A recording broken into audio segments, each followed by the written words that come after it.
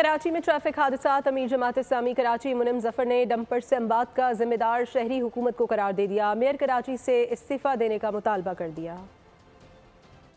शहर कराची में पिछले कोई 35-36 दिन यानी यकम जनवरी से लेकर आज तक कमो बेश कोई 88 से ज़ायद वाक़यात हुए हैं, हादसात हुए हैं, जिसमें 88 से ज़ायद लोग जो है वो अपनी जानों से गुजर गए हैं हादसात की सूरत में।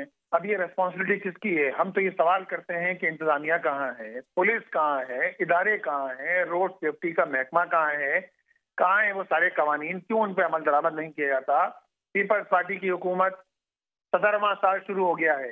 पीपल्स पार्टी की हुकूमत बरसर इक़्तिदार है, लोगों को रिलीफ देने के लिए तैयार नहीं है।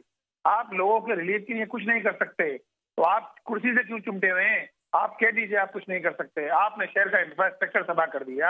यही डंपर, यही टैंकर लोगों को रोनते हुए जा रहे हैं और लोगों के पास इसके अलावा कोई ऑप्शन नहीं बचा है कि लोग अपने प्यारों के लाशें उठाते रहें, इसी तरह बैन करते रहें। तो भाई इसका सत्याबाब होना चाहिए, हुकूमत को होश के नाखून लेना चाहिए।